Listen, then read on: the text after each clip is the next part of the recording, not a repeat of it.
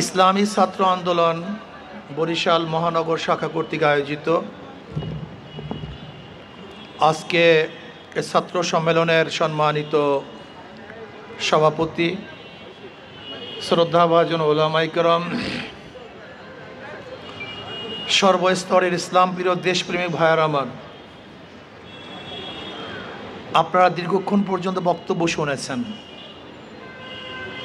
ইসলামী ছাত্র আন্দোলন সাহাবাদের অনুসরণ,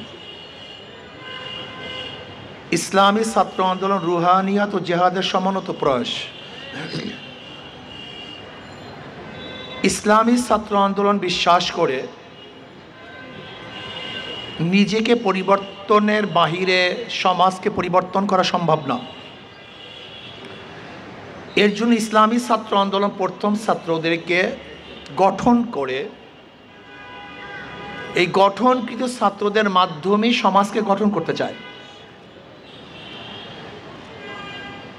ইসলামী ছাত্র আন্দোলনের বহুত কর্মসূচি আছে, ব্যক্তিকে পরিপাটি করার কর্মসূচি আছে, আত্মশুদ্ধি করার কর্মসূচি আছে,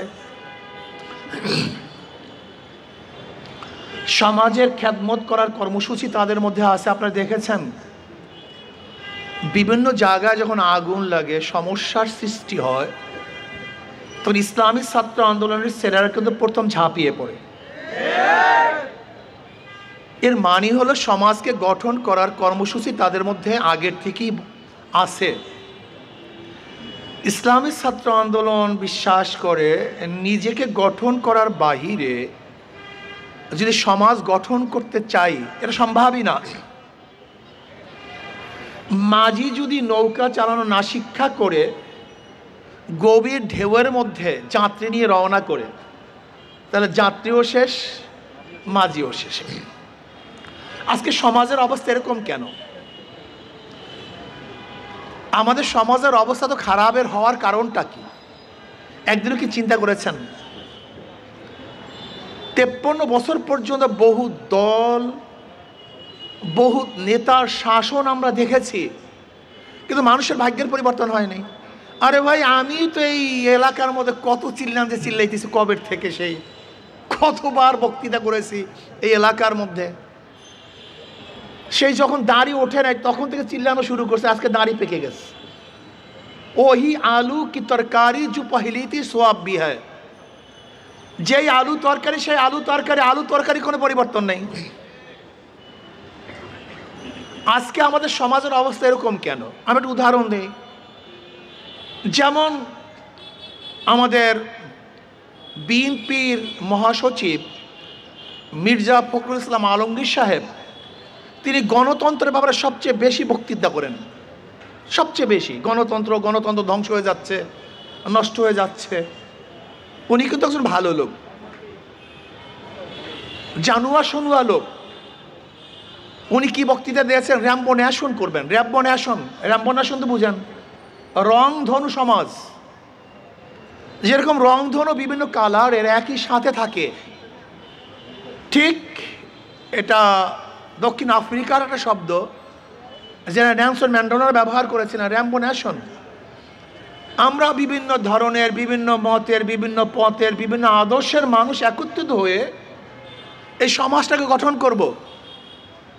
এটা হলো র্যাম্বো ন্যাশনের মূল থিম, মূল থিওরি। গণতন্ত্রটা মানে কি? ডেমোক্রেসি মানিটা কি? সক্রেটিস এই ঈসাই সালের 2500 বছর আগে স্টেট কিভাবে সৃষ্টি হয়েছিল, মানুষকে কিভাবে মুক্তি দেওয়া যায়, শান্তি দেওয়া যায়, ডিক্টেটরশিপ থেকে মানুষকে কিভাবে বাঁচানো যায়, এর জন্য নিয়ে এসেছিলেন ডেমোক্রেসি, গণতন্ত্রবাদ। যেই গণতন্ত্রবাদের মধ্যে থাকবে মানুষের অধিকার, যেখানে থাকবে বিরোধী দল। ডেমোক্রেসির কোনো সংসদে বিরোধী দল ব্যতীত সংসদ গঠিত হয় না। বিরোধী দলের কাজটা কি? এই বিরোধী দলের কাজটা হলো সরকার যেই ভুলগুলি করবে, যে অন্যায়গুলি করবে, এগুলি ধরিয়ে দিবে। তোমার এই ভুল, এই ত্রুটি, এই অন্যায়, এই চুরি করছো, এই ডাকাতি করছো, এই ঘুষ খেয়েছো, এটার বিরুদ্ধে তার কাজ। আপনারা দেখেছেন এখন পর্যন্ত ভারতের সংসদে যেইভাবে বিরোধী দলরা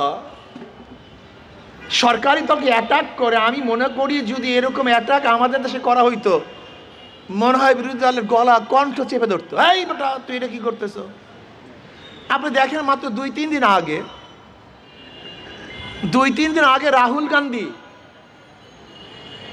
মোদিকে যেভাবে অ্যাটাক করেছে, যা চিন্তাও করতে পারবেন। এই মাত্র 2-3 দিন আগে সংসদ দেখেন, নির্বাচনের সময় এই কংগ্রেসিরা, ইন্ডিয়ান জোট যেইভাবে মোদির বিরুদ্ধে আক্রমণ করেছে, যদি আমাদের দেশে আক্রমণ করতো তাহলে আমার মনে হয় রাস্তায় নামতে দিত না।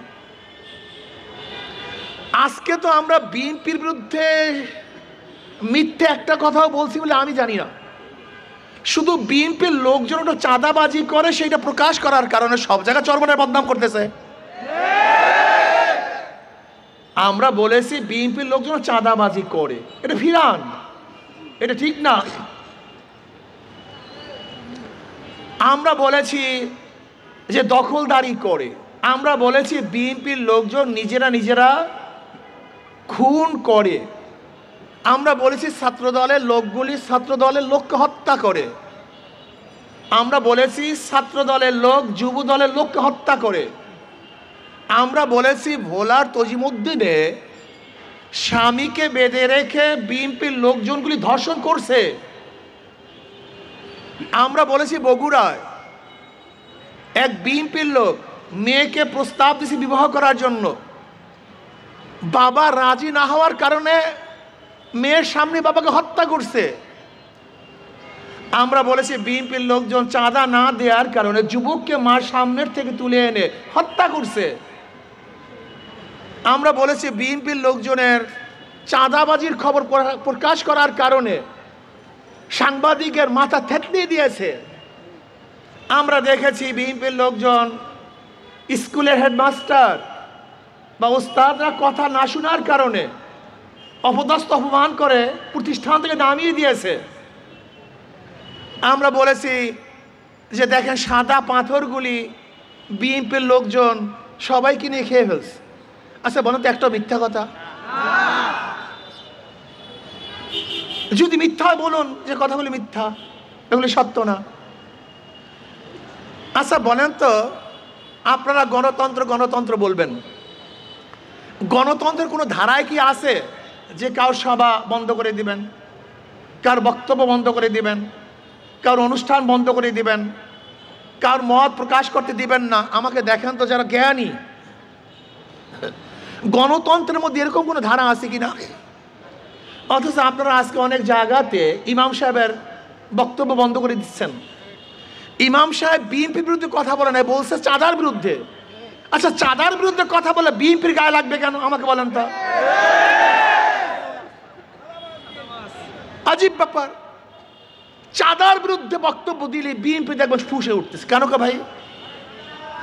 আমি তো চাঁদার বিরুদ্ধে কথা বলছি, তোমার বিরুদ্ধে কথা বলি নেই, তা তুমি ফুঁসছো কেন? তুমি রাগ করতেছো কেন? আপনারা দেখেছেন জামালপুরে কমিটি গঠন করতে গিয়ে আর এক দলে হরতাল ডাকছে, ডেকেছে। আপনি দেখেছেন যে বোর্ডের চেয়ারম্যান সাহেবকে কলিজা ছিঁড়ে নেওয়ার হুমকি দেওয়া হয়েছে। আপনারা দেখেছেন ডাক্তার সাহেব একটু সিরিয়াল দিতে দেরি করার কারণে তাকে অ্যাসাল্ট করা হয়েছে। এখন এই কথাগুলো যদি কেউ বলে, তাহলে আপনি যদি বলেন বিএনপির বিরুদ্ধে কথা বললাম না, তো আবার কাজটা কি, স্টেজের কাজটা কি? আমি তো ডেমোক্রেসি শিখছি এইভাবেই। আমি যতটুকু পড়াশোনা করে ডেমোক্রেসি শিখছি, গণতন্ত্র শিখছি, আমার কাজটাই হলো বিরোধী দলের স্টেজ থেকে তার বিপক্ষের লোকের সমস্ত কথাগুলিকে, কাজগুলিকে, আদর্শ নীতিকে তুলে ধরা। এইটা আমার স্টেজের কাজ। এখানে আমার কাজটা কি? এই শহরে কেনা কেনা গুন্ডামি করে তা উপস্থাপন করা, কে কে ডাকাতি করে তার নাম প্রকাশ করা, কে কে দুর্নীতি করে তার নাম প্রকাশ করা, অর্থাৎ জনগণকে সচেতন করা। আমার কাজটা কি? এই ঘরের মধ্যে কে চুরি করছে তার নাম প্রকাশ করা, এই ঘরের মধ্যে কে হুঙ্কার দিয়েছে, ধমকি দিয়েছে, তার নাম প্রকাশ করে, এটি তো আমার কাজ। আমার কাজটা কি? আমার কাজটা হলো 91 থেকে 96 পর্যন্ত যারা ক্ষমতায় ছিল তারা দুর্নীতিতে 5 বার চ্যাম্পিয়নশিপ হয়েছে সেটা প্রকাশ করা। এটা আমার কাজ। যদি মনে করেন এটা ডেমোক্রেসি না, আমি তওবা করব। এই সাংবাদিক বন্ধুরা, যদি মনে করে ডেমোক্রেসি না, এটা গণতন্ত্র না, আমি তওবা করব। আমার কাজটা কি? 1996 সনে 15 ফেব্রুয়ারি এই বিএনপি পাতানো নির্বাচন উপহার দিয়েছে, যে নির্বাচন অন্য কেউ অংশগ্রহণ করে নাই। মাত্র কয়েকদিন, 16 দিন সেই সংসদ থেকে ছিল। এই যে আওয়ামী লীগ একক নির্বাচন অংশগ্রহণ বাদে নির্বাচন দেওয়া শিখছে কার থেকে? এই বিএনপির থেকে। এই বিএনপি 1996 সনে কাউকে অংশগ্রহণ না করিয়ে এককভাবে নির্বাচন উপহার দিয়েছিল। সেখান থেকে শিখছে কে? আওয়ামী লীগ। এখন প্রশ্ন করতে পারেন, আওয়ামী লীগ শিখছে বিএনপির থেকে, তা বিএনপি শিখছে কার থেকে? একটা প্রশ্ন আছে কি নেই? কি কথা বলেন না কেন? আওয়ামী লীগ শিখছে কার থেকে? তা বিএনপি শিখছে কার থেকে? আওয়ামী লীগ থেকে। বিশ্বাস হয় না? আপনারা জানেন 72-এ সংবিধান রচনা করার পরে 73-এ আমাদের দেশে 1973 সনে একটা নির্বাচন হয়েছিল। 1973 সনে সেই নির্বাচন হয়েছিল। সেই নির্বাচনে আওয়ামী লীগ সিট পেয়েছিল 297, না 293। এই 293 সিট কিভাবে পেয়েছিল আওয়ামী লীগ জানেন? তৎকালীন সময় মুস্তাক সাহেবকে শেখ সাহেব কিভাবে নির্বাচিত করেছিল? ওনার বাড়ি তো দাউদকান্দি। ওই দাউদকান্দির থেকে ভোটের বাক্স হেলিকপ্টারে ঢাকায় এনে এই রাত্রে ভোট বাক্স বোঝাই করে এককভাবে তারা ঘোষণা দিয়েছিলেন 293 সিটের।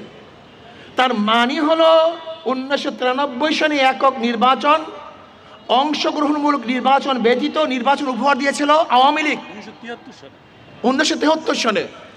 সেখান থেকে শিখছে বিএনপি, বিএনপি থেকে শিখছে, জোরে বলেন, তার মানিটা কি? এরা একই গাছের দুই ডাল, একই গাছের দুই ফল। বিশ্বাস হয় না? 2024 5ই আগস্টের আগে ওই স্থানে যারা চাঁদা তুলতো তারা এখন নাই, কিন্তু ওখানে চাঁদা ঠিকই আছে, আর এক দল চাঁদা শুরু করছে। 2024 5ই আগস্টের আগে যে হাতগুলি জুলুম করত, অত্যাচার করত, খুন করত, চুরি করত, ডাকাতি করত, সেই হাতগুলি পরিবর্তন হয়ে এই কাজটা আর একজন শুরু করেছে। কিন্তু জুলুমের বন্ধ হয়নি, খুনের শুধু হাত চেঞ্জ হয়েছে। আমরা আওয়ামী লীগের সময় বক্তৃতা শুনেছি, মৌলবাদী মৌলবাদী ঠেকাও। জয় সাহেব বক্তব্য দিয়েছেন, মৌলবাদীর উত্থান হচ্ছে, মৌলবাদী থেকে ঠেকাতে হবে। এখন একই বক্তব্য মনে হয় আর একজনে দিচ্ছে নাকি ভাই? নাম জানেন নাকি সে ব্যক্তিকে? কেটা জানি ভাই? ও আচ্ছা, তারেক সাহেব। ও তারেক সাহেব বক্তব্য দিয়েছে মৌলবাদী ঠেকাও। জয় বক্তব্য দিয়েছে মৌলবাদী ঠেকাও। তারেক বক্তব্য দিয়েছেন, ওই দেখছেন শুধু জবানের সেন্স, বক্তৃতার কোনো সেন্স নেই। জীবনভর আওয়ামী লীগের আমার ধর্ম অন্ধ, ধর্ম অন্ধরা, ধর্ম ব্যবসায়ীরা। শোনেন নাই বক্তৃতা? এখনো কি শুনতেছি?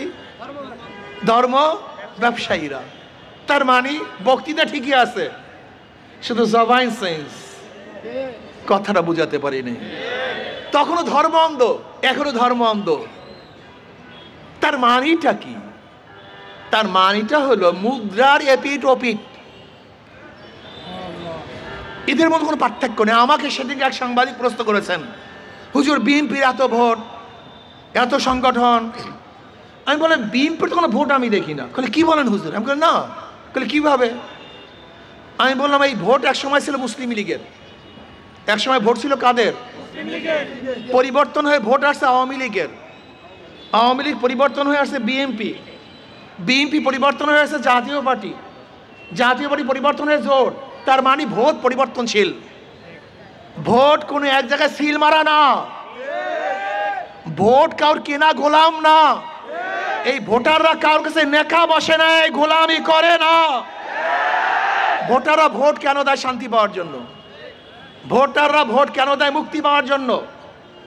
আমাকে অনেকে প্রশ্ন করে, ভাই আওয়ামী লীগের তো অনেক ভোট আছে, যদিও লিডাররা পালিয়ে গেছে, কিন্তু ভোটাররা তো পালায় নাই। যদি আওয়ামী লীগ অংশগ্রহণ না করে ভোটটা পাবে কে? আমি বললাম ভোটটা কিভাবে আপনি জানেন না? না তো। আমি বললাম যাদের মাধ্যমে তারা নিরাপত্তা পাবে, শান্তি পাবে, মুক্তি পাবে, জানমালের গ্যারান্টি পাবে, যাদের মাধ্যমে চাঁদাবাজি হবে না, লুণ্ঠন হবে না, ধর্ষিতা হবে না, গুন্ডামি হবে না, মাস্তানি হবে না, চুরি হবে না, ডাকাতি হবে না, অবৈধভাবে খুন হবে না, তাদের কি তারা ভোট দিবে? আপনারা ভাববেন না যে অমুককে ভোট দিয়ে দেবে, ভুল। আমাকে অনেকে প্রশ্ন করছে হিন্দুরা কাদেরকে ভোট দিবে? আমি বলি হিন্দুরা দুইটা জিনিস চায়। হিন্দুরা কয়টা জিনিস চায়? দুইটা জিনিস। সংখ্যালঘু আমাদের বাংলাদেশে যারা আছে, যদি আমি সংখ্যালঘু বলতে চাই না, তারা বাংলাদেশের নাগরিক ধরে না আপনাদের ভাষা অনুযায়ী। সংখ্যালঘুরা দুইটা জিনিস চায়, ধর্মীয় স্বাধীনতা এবং জানমালের নিরাপত্তা। ধর্মীয় জানমালের। আচ্ছা বলেন তো, যেই ব্যক্তি কোনোদিন জুলুমই করে না সে হঠাৎ জুলুম করবে কিভাবে? যেই ব্যক্তি কোনোদিন চুরিই করে না সে ব্যক্তি চুরি করবে কিভাবে? যেই ব্যক্তি কোনোদিন অত্যাচার করে না তারা অত্যাচার করবে কিভাবে? যারা অত্যাচারী তারা অত্যাচার করবে, যারা জালেম তারাই জুলুম করবে, যারা খুনি তোমাকে হোক আরেকজনকে খুন করবেই করবে। কিন্তু যারা অত্যাচারী না, জুলুম করে না, অন্যায় অবিচার করে না, তারা কাউর উপরে জুলুম অত্যাচার করতে পারে। সমস্ত সংখ্যালঘুরা দেখবে কাদের মধ্যে অত্যাচারী নাই, কাদের মধ্যে জালেম নাই, কাদের মধ্যে খুনি নাই, কাদের মধ্যে চোর নাই, ডাকাত নাই। যেই দলের মধ্যে দুর্নীতিবাজ, ডাকাত, চোর, বদমাশ আছে, কোন সংখ্যালঘু তাদেরকে ভোট দিবে না। ওরা জানে ইসলাম এমন এক আদর্শ যে প্রত্যেকটা ধার্মিকের ধর্ম পালনের সুযোগ ইসলামের মধ্যে আছে। স্বাধীনভাবে ধর্ম পালন ইসলামের মধ্যে আছে। যদি কোনো ব্যক্তি নিরাপত্তা প্রদান করতে পারে, একমাত্র ইসলামই পারে, অন্য কোনো আদর্শ কোনো মানুষের ব্যক্তি নিরাপত্তা প্রদান করতে পারে না। আমি বিশ্বাস করি ইসলাম যদি বরিশাল থেকে ক্ষমতায় যায়, তাহলে আমি বিশ্বাস করি বরিশালের প্রত্যেকটা সংখ্যালঘু ব্যবসায়ীরা সবচেয়ে বেশি নিরাপত্তা লাভ করবে। সবচেয়ে বেশি আমাদের প্রত্যেকটা হিন্দু, বৌদ্ধ, খ্রিস্টানদের জানমালের নিরাপত্তা প্রদান করা হবে। আমি সেই দিন এক সিলেটের বক্তৃতা করেছিলাম হিন্দু অধ্যুষিত এলাকায়। আমি বললাম দেখেন আপনাদেরকে ভুল বোঝানো হচ্ছে ইসলাম সম্পর্কে। ইসলাম কি জিনিস? ইসলাম এমন একটা জিনিস যেখানে আমভাবে সাধারণভাবে সবার জন্য বিচারকে সমান করে ফেলেছে। যেরকম কোনো মুসলমান যদি মুসলমানের ঘরে চুরি করে তার বিচার হবে, ওই মুসলমান যদি হিন্দুর ঘরে চুরি করে তাহলে বিচার হবে না? একই বিচার, কোনো পার্থক্য নেই। কোনো মুসলমান যদি কোনো মেয়ের সাথে অন্যায় করে ব্যবহার করে, বিচার যদি হয় ওই একই অন্যায় ব্যবহার যদি কোনো হিন্দু মেয়ের সাথে করে, বিচার হবে না? হুবাহু একই বিচার, একই, কোনো কমতি নেই। বিচার সবার জন্য সমান, নিরাপত্তা সবার জন্য সমান। এর জন্য আমি বলবো, আমার বরিশালের বাবারা, আমার বরিশালের ভাইয়ারা জীবনভর বহু জায়গায় ভোট দিয়েছেন, গুন্ডামি, মাস্তানি, পরিবর্তন হয় নাই, শান্তি পান নাই। আমি আপনাকে অনুরোধ করবো একটা বার ইসলামকে পরীক্ষা করুন।